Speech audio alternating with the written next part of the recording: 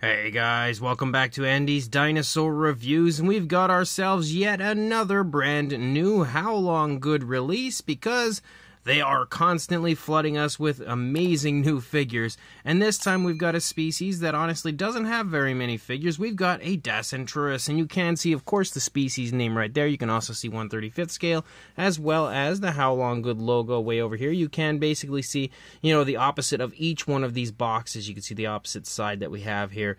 And of course we have two different paint variants like we usually do. And then of course up here on the top of the box, you can see that we've got quite a few different figures here kind of shown off. A ton of different species now at this point in the How Long Good line. So some really cool stuff also available from How Long Good. Again, all of these figures are definitely figures I recommend picking up. But regardless, again, I'm really excited to actually get a look at this one. This one looks fantastic from the images I've seen so far. So let's pop the boxes open and do just that. So here are our two different paint variants for the How Long Good Dacentrurus, and man, those are beautiful. They are really, really nice looking. Like, instantly, straight out of the gate, I can say these are the best versions of this species that are out on the market currently. I have not seen anything even close to as nice as this.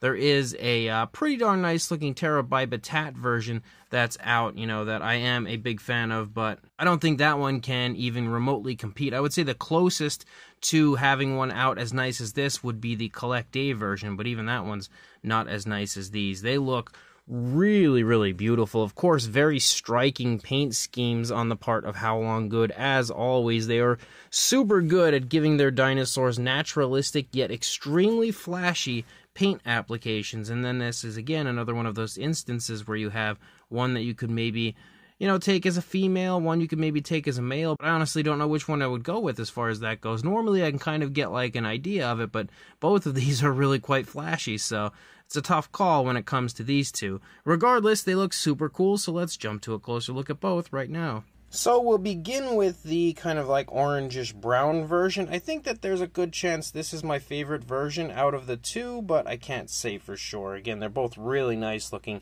But you can see if we start up here at the head sculpt looks really nice. We've got some gorgeous skin texture. Considering how small the head sculpt is on the figure, I really am impressed when we can get a nice closer look here with the camera to see how good the actual fine detail looks.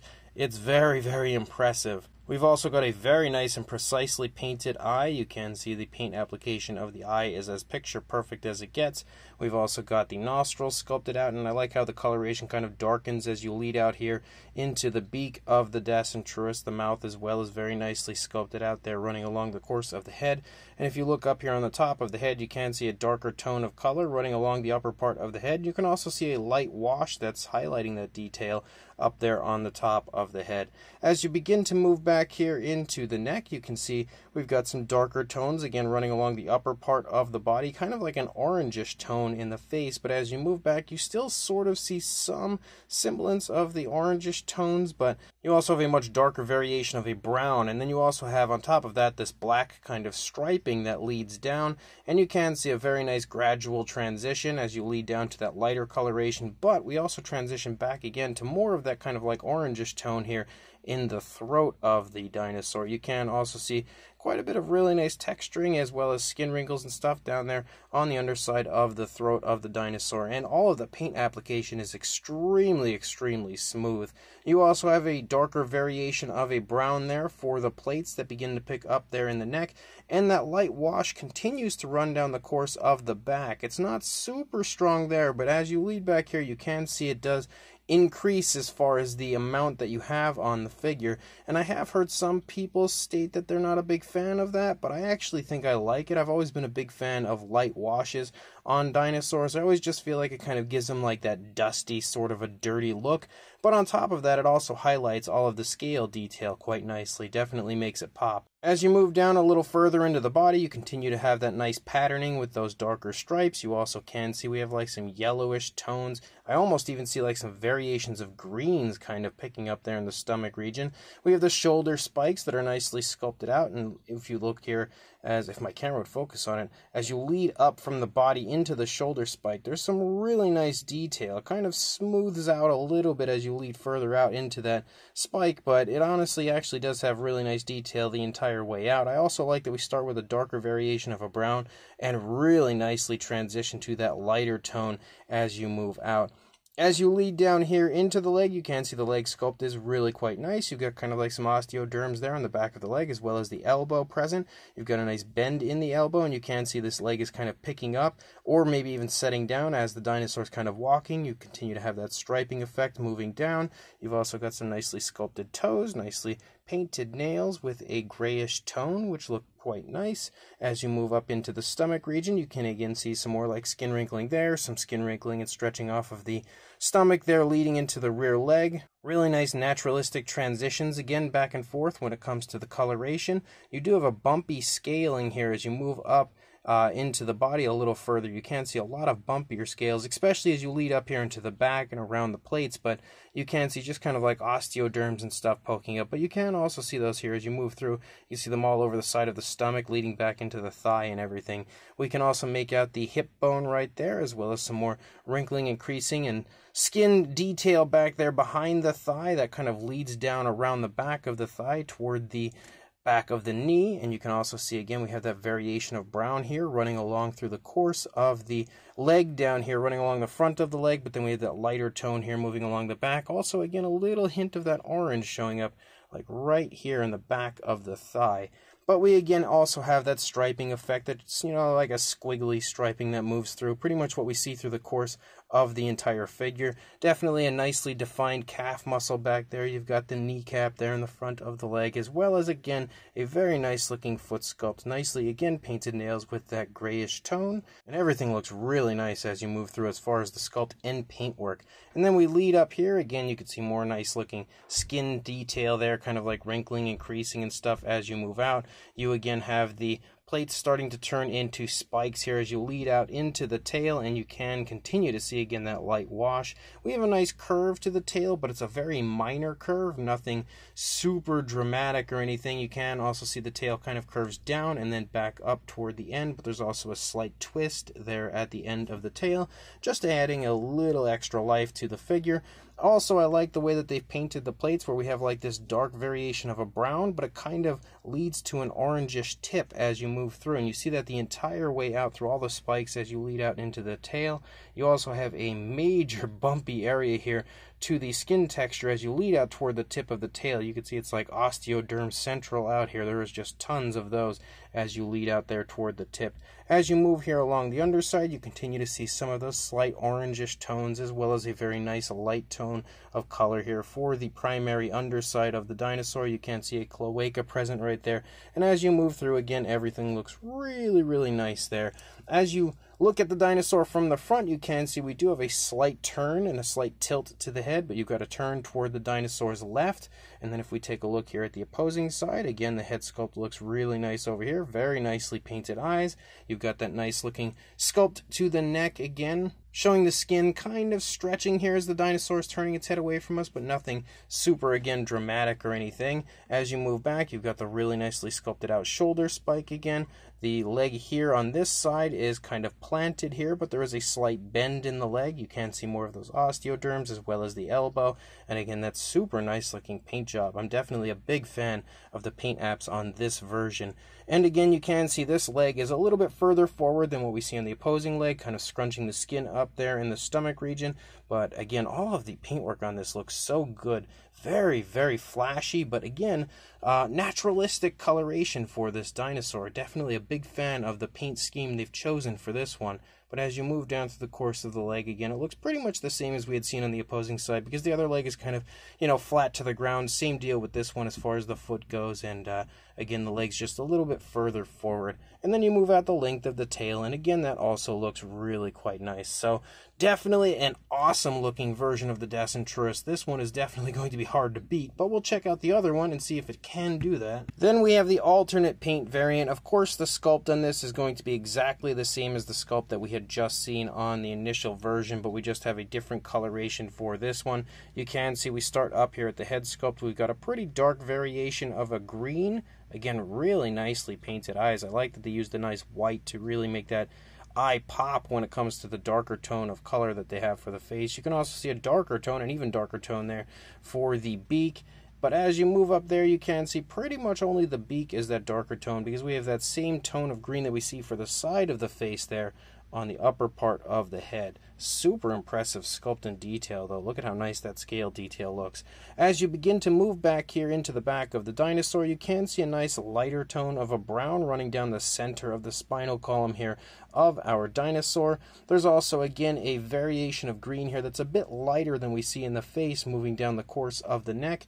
There's also like some purplish tones, like some really light purplish tones, and they transition really nicely to a light blue as you move down. If you look at it up here on the top of the dinosaur, they kind of have like a purplish tone to them. But then as they kind of stripe down a little further into the dinosaur, they get this like very nice light bluish gray tone to them, which looks super cool and definitely plays off of the green tones of the body very nicely. Similar to the way that we had seen the other one, we have the shoulder spikes again with a darker variation of a brown, very nicely transitioning out to a lighter tone, kind of like an ivory as you lead out there toward the tip.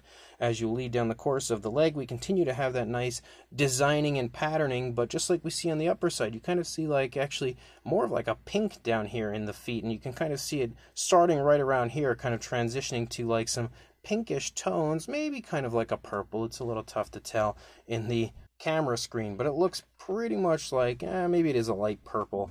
But as you move back up here into the stomach region, you can see that darker variation of a green, creeping up from the underside, leading here into the stomach region, again transitioning back to that lighter tone of a green. Same deal here, leading off of the back of the thigh pretty much as you lead down. Very nice paintwork on this one as well. You can see again the same sort of transition to that sort of purplish or pinkish tone there down in the foot. We also have gray nails, just like we had seen on the first one, gray painted nails. And then as you lead along through the course of the figure, we continue to again have that nice patterning moving through that kind of like light bluish gray tone, as well as the purplish tones as you lead out through the length of the tail. We also kind of darken a bit to a darker variation of a brown as you lead out toward the tip of the tail, and we continue to have that alternate tone of brown here moving along the back of the dinosaur. If you move through the underside, you do have a nice light tone down here. It also seems like we have a dark wash, a really subtle dark wash, which I absolutely love.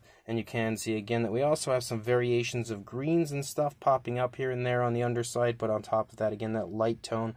And then, of course, the dark wash. You can really see the dark wash popping here on the underside of the throat. And you're going to see pretty much the same thing over here, again, that we had seen on the initial side. But it looks, again, just as gorgeous as it did on this side when it comes to the paint apps as it did on the initial side. On top of that, you have a very dark brown for the plates moving along the back. But just like with the other one, we transition out. We transition to kind of like an orangish tone there for the tips as you move through.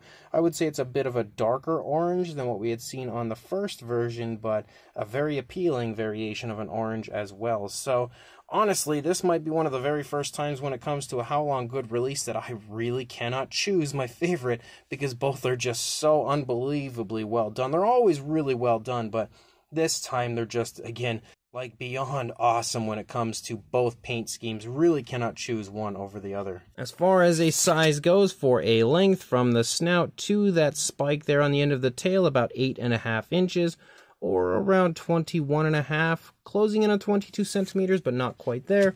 The highest point is going to be the back here, and you are looking at closing in on 3.25 inches, but not quite there, maybe a little over 8 centimeters. For a size comparison, there is Mr. Papo T-Rex, the Attack Pack Colovosaurus, and Robert Muldoon from the Mattel Jurassic World toy line next to our How Long Good Dacentrurus, and you can see again, it's got a pretty decent size to it. It's definitely not a super small figure or anything like that, so definitely nicely sized. Then, as always, we've got the randoms with the Safari LTDU Tyrannus, Schleich Diabloceratops, and Collect Day Deluxe Dimetrodon, as well as a Mattel Velociraptor and Dilophosaurus for yet another comparison of a few figures I think a lot of people have. Then when it comes to a How Long Good comparison, you've got the Ouranosaurus here next to the Dacentrurus, and you can see these figures are pretty similar in size. You've also got the Nasutoceratops here from How Long Good next to the Dacentrurus. And speaking of Dacentrurus, here is the Terabybatat version that I was speaking of earlier next to the awesome How Long Good version, and although the Terabyte version is pretty nice, you can definitely see the How Long Good version definitely looks a lot better. And then for one final comparison, we have the most recent release from How Long Good up until the Dacentrurus, which is the Allosaurus here, for, again, one final comparison. So these brand new How Long Good Dacentrurus figures are both absolutely awesome and another really great addition to the How Long Good line. Definitely a very nice species choice, one we don't have very many figures of. We've got a few out there, but nowhere near enough, and it's a beautiful species of dinosaur, and I feel like How Long Good definitely did a great job of capturing that here in these figures, not just the, really nice How Long Good appearance that we have going on here with the very cool flashy paint schemes, but just generally the beauty of this species. I feel like it shows a lot of elegance in the sculpt of this one. Definitely the best version, in my opinion anyway, of a Dacentrurus to come along so far. Sculpt-wise, there's nothing crazy going on here, just a nice naturalistic kind of walking position, which I definitely like, definitely a fan of that. Sometimes simple is best, and that's what we have here as far as the pose goes. Very impressive fine detail, and they've done a very good job, of course, of highlighting that detail, and this time with some nice washes. With the kind of orangish brown version, we've got like a really cool kind of a light wash running along the back, and again, some people don't like it, but I do.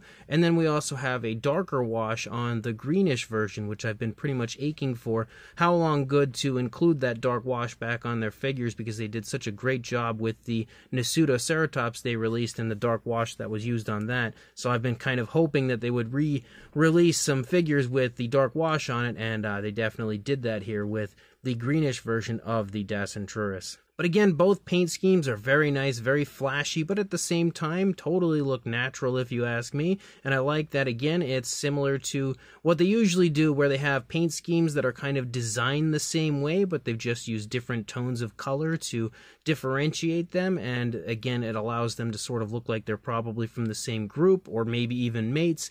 But again, they look different enough that you can choose your favorite version of either one of these. Again, really, really cool as far as the paint schemes go. So yet again, another absolute banger as far as a How Long Good release goes. Definitely another figure that I absolutely recommend picking up. Two figures, actually, because again, both different paint variants.